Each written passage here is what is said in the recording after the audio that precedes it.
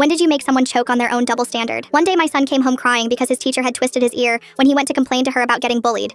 I asked him for the full story, and he continued while sobbing. Jimmy tore my math notebook again, but when I told Mrs. Brown about it, she told me it was probably my fault for making him angry. Mommy, I promise I never did anything to him. Why are they so mean to me? I remembered that Jimmy was Mrs. Brown's son and understood everything. You see, this wasn't the first time this had happened. Mrs. Brown had practically targeted my son ever since she became his teacher. The next morning, I accompanied him to the school and packed my trusty pocket knife just in case I needed it. I work as a lawyer, so I had been very patient with Mrs. Brown, but she needed to be taught a lesson. I sent her an email asking if I could do a quick 15-minute presentation in class about how her teaching methods were helping students, and she loved the idea. When I arrived, Mrs. Brown introduced me as Matt's mother, and I saw the bully, Jimmy, light up from the corner of the room thinking he was going to get recognition. Good morning, everyone. I'm Matt's mom, and as Mrs. Brown mentioned, I'm here to talk about teaching methods and how they shape us. Let's start with a quick scenario. Imagine you're sitting at your desk, quietly finishing your math assignment. Suddenly, another student rips your notebook. Naturally, you report this to your teacher, hoping they'll help. But imagine your teacher's response is, well, it's probably your fault for making them want to pick on you. I paused, seeing Jimmy smirking confidently. Now, class, does this sound fair to you? Every kid instantly went, no, it doesn't. Mrs. Brown looked like she had made a big mistake in agreeing to my request. Great, let's explore this. Who here knows what the school's anti-bullying policy says? I pulled up a digital copy of the policy on my tablet. It clearly states that students who report bullying are the good guys,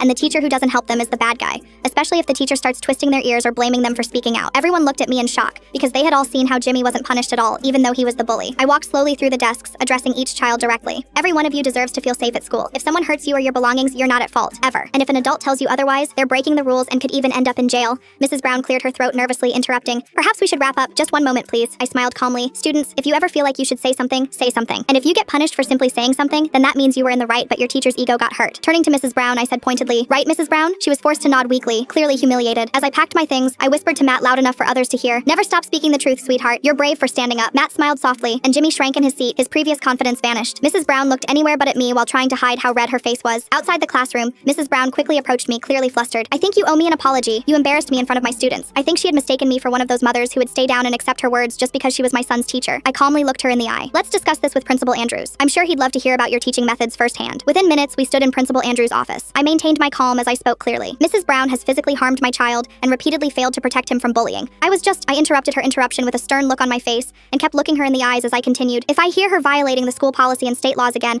I will launch a lawsuit against the school with a number so big that you'll see it in your dreams. Principal Andrews woke up when I said that word and rushed me out the room with guarantees that this won't happen again. When the door closed, I heard him screaming at Mrs. Brown like she was an immature idiot who couldn't handle her emotions. 3 days later, I heard from my son that Mrs. Brown never returned to teach their class, so I thought she might have been reassigned. But then Principal Andrews called me and informed me with glee that her teaching license was suspended pending an investigation. We take bullying very seriously here. That's what he said, and I could tell he was still scared of the word lawsuit. He told me that regardless of what happens to her license, she will never teach at their school again because she raised her hand against a student. I thanked him for his sincerity and hoped that next time he'd take action before a parent has to get involved.